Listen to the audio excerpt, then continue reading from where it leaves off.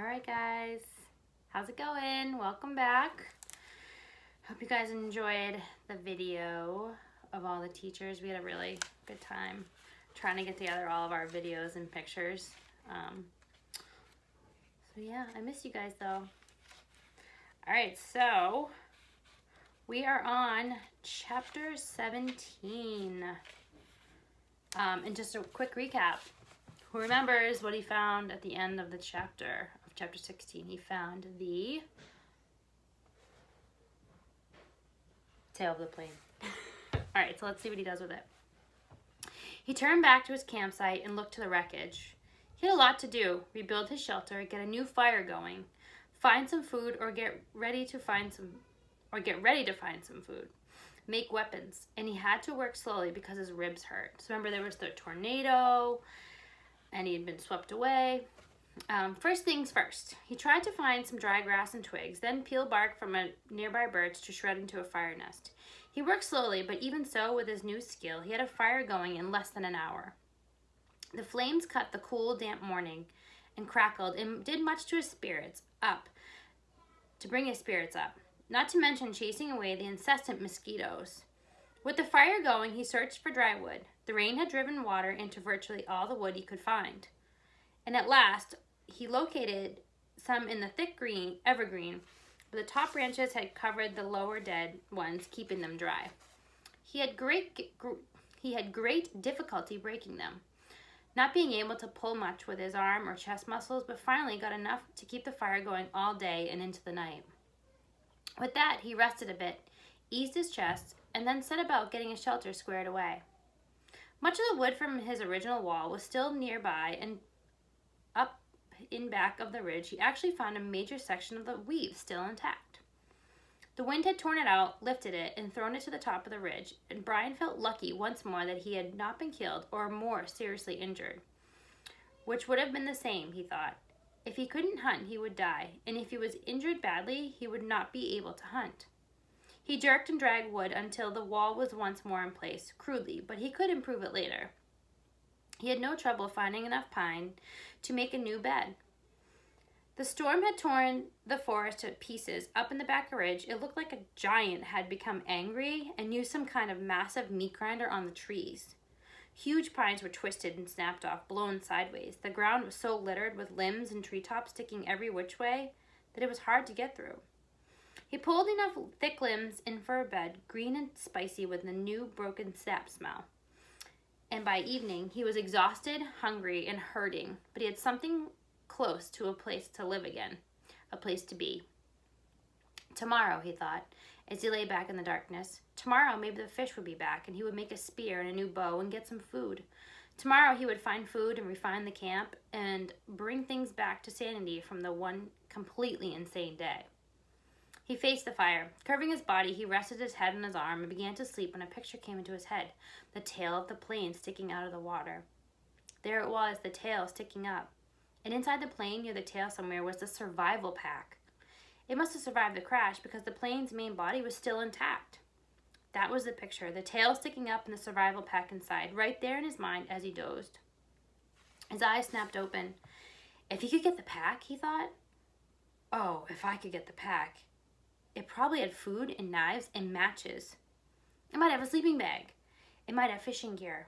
Oh, it must have so many wonderful things. If I could get at that pack and just get some of those things, I would be rich.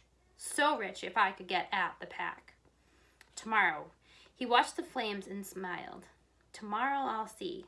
All things come tomorrow. He slept deep and down with only the picture of the plane still sticking up in his mind, a healing sleep. In the morning, he rolled out before true light. In the gray dawn, he built up the fire and found more wood for the day, feeling almost chipper because his ribs were much better now. With camp ready for the day, he looked to the lake. Part of him half expected the plane tail to be gone, sunk back into the depths, but he saw that it was still there. Didn't seem to have moved at all. He looked down at his feet and saw that there were some fish in his fish pen, looking for tiny bits of bait still left from before the wind came. He fought impatience to get on the plane project and remembered what he had learned. First food, because food makes strength. First food, then thought, then action. There were fish at hand, and he might not be able to get anything from the plane. That was all a dream. The fish were real in his stomach, even with his new shrunken stomach, was sending signals that he was savagely empty. He made a fish spear with 2 points, not peeling the bar all the way back, but just working on the pointed end. It took him an hour or so, and all the time he worked, he sat looking up at the tail of the plane, sticking up in the air, his hands working on the spear, his mind working on the problem of the plane. When the spear was done, although still crude, he jammed a wedge between the 2 points to spread them apart and went to the fish pond. There were not clouds of fish, but at least 10, and he picked one of the larger ones, a round fish, almost 6 inches long, and put this spear point in the water, held it, and then thrust with a flicking motion of his wrist when the fish was just above the point. The fish was pinned neatly, and he took 2 more with the same ease, and then carried all 3 back up to the fire. He had a fish board now, a piece of wood he had flattened with the hatchet, that leaned up by the fire for cooking fish, so he didn't have to hold the stick all the time. He put the 3 fish on the board, pushed sharpened pegs through the tails into the cracks on the cooking board, and propped it next to the reddest part of the coals. In moments, the fish were hissing and cooking with the heat, and as soon as they were done, or when he could stand the smell no longer, he picked up the steaming meat from under the loosened skin and ate it. The fish did not fill him, did not even come close. Fish meat was too light for that, but they gave him strength. He could feel it moving into his arms and legs, and he began to work on the plane project. While making the spear, he had decided that what he would have to do was make a raft and a push paddle the raft to the plane and tie it there for a working base. Somehow, he would have to get into the tail, inside the plane, rip or cut his way in, and however he did it, he would need an operating base of some kind, a raft, which he found ruefully was much easier said than done. There were plenty of logs around. The shore was littered with driftwood, new, old, tossed and scattered by the tornado. It was a simple matter to find 4 of them about the same length and pull them together.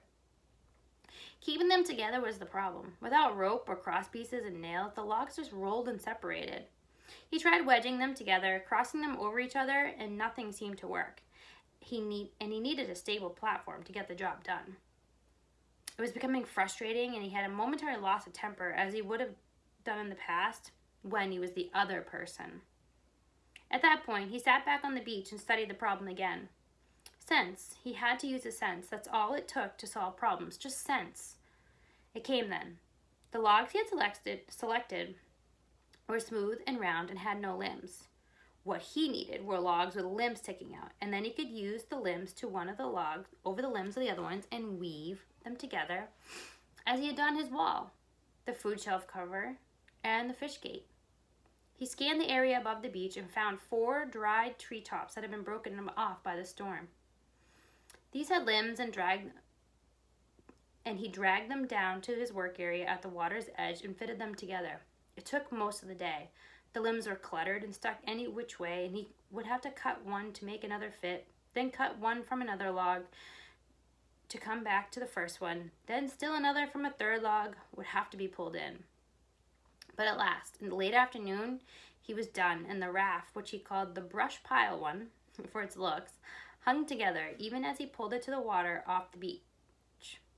It floated well. If low in the water and in excitement, he started for the plane. He could not stand on it, but would have to swim alongside. He was out chest deep when he realized he had no way to keep the raft at the plane. He needed some way to tie it to the place so he could work from it. And for the moment, he was stinged. He had no rope, only the bowstring and the other cut shoestring in his tennis shoes, which were by now looking close to dead, his toes showing at the tops. Then he remembered the windbreaker, and he found the tattered part he used for an arrow pouch. He tore it into narrow strips and tied them together to make a rope or tie down about 4 feet long. It wasn't strong, and he couldn't use it to pull a Tarzan and swing from a tree, but it should hold the raft to the plane. Once more, he slid the raft off the beach and out into the water until he was just chest deep. He left his tennis shoes in the shelter, and when he felt the sand turn to mud between his toes, he kicked off the bottom and began to swim. Pushing the raft, he figured, was about like trying to push an aircraft carrier. All the branches that stuck down into the water dragged and pulled, and the logs themselves fought any forward motion. And he hadn't gone 20 feet when he realized that it was going to be much harder than he thought to get the raft to the plane. It barely moved, and if he kept going this way, he would just about reach the plane at dark. He decided to turn back again, spend the night, and start early in the morning, and he pulled the raft once more onto the sand and scraped it down dry with his hand. Patience. He was better now, but impatience still grounded him a bit, so he sat at the edge of the fish pond with a new spear and took 3 more fish, cooked them up and ate them, which helped him pass the time until dark. He also dragged in more wood, endless wood, and then he relaxed and watched the sun set over the trees in the back of the ridge. West, he thought. I'm watching the sunset in the west, and that way was north, where his father was, and that way was east, and that was south. And somewhere to the south and east his mother would be. The news would be on the television. He could visualize more easily his mother doing things than his father because he had never been to where his father lived now.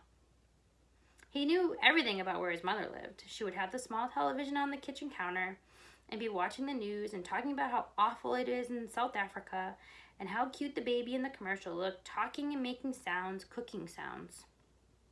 He jerked his mind back to the lake. There was great beauty here, almost unbelievable beauty. The sun exploded. The sky just blew it up with the setting color, and the color came down into the water of the lake and lit the trees. Amazing beauty. And he wished he could share it with somebody and say, look there and over there and see that. But even alone, it was beautiful. And he fed the fire to cut the night chill. There it is again, he thought. That late summer chill to the air, the smell of fall. He went to sleep thinking a kind of reverse question. He did not know if he would ever get out of this. Could not see how it might be. But if he did somehow get home and go back to living the way he lived, would it just be the opposite? Would he be sitting watching television and suddenly think about the sunset up in the back of the ridge and wonder how the color looked in the lake? Sleep. In the morning, the chill was more pronounced, and he could see tiny wisps of vapor from his breath. He threw wood on the fire and blew until it flamed, and then banked the flames to last and went down to the lake. Perhaps because the air was so cool, the water felt warm as he waded in. He made sure the hatchet was still on his belt and the raft still held together, and then set out pushing the raft and kick swimming toward the tail of the plane. As before, it was very hard going. Once an edge of the breeze came up against him, and he seemed to be standing still, and by the time he was close enough to the tail to see the rivets of the aluminum, he had pushed and kicked for nearly 2 hours, and was nearly exhausted, and wished he had taken some time to get a fish or two before to have breakfast. He was also wrinkled as a prune, and ready for a break. The tail looked much longer when he got next to it, with the majority part of the vertical stabilizers showing, and perhaps half of the elevators. Only a short piece of the top of the fuselage, the plane's body toward the tail, was out of the water, just a curve of aluminum. And at first, he could see no place to tie the raft. But he pulled himself along the elevators to the end, and there he found a gap that went in up by the hinges where he could feel his rope through. With the raft secure, he climbed on top of it and lay on his back for 15 minutes, resting and letting the sun warm him. The job, he thought, looked impossible. To have any chance of success, he would have to be strong when he started. Somehow, he had to get inside the plane. All openings, even the small rear cargo hatch, were underwater, so he couldn't get at them without diving and coming up inside the plane, where he would be trapped. He shuddered at the thought and then remembered what was in front of the plane. Down in the bottom of the lake, still strapped in the seat, the body of the pilot, sitting there in the water. Brian could see him, the big man with his hair waving up in the current, his eyes open. Stop, he thought. Stop now. Stop that thinking. He was nearly at the point of swimming back to shore and forgetting the whole thing. But the image of the survival pack kept him. If he could get it out of the plane, or if he could just get into it and pull something out, a candy bar, even that, just a candy bar, it would be worth it. But how to get inside of the plane? He rolled off the raft and pulled himself around the plane. No openings. 3 times he put his face in the water and opened his eyes and looked down. The water was murky, but he could see perhaps 6 feet, and there was no obvious way to get into the plane. He was blocked. All right, it's getting good. We'll see if he gets into the plane next time. All right, guys, have a good night. Miss you.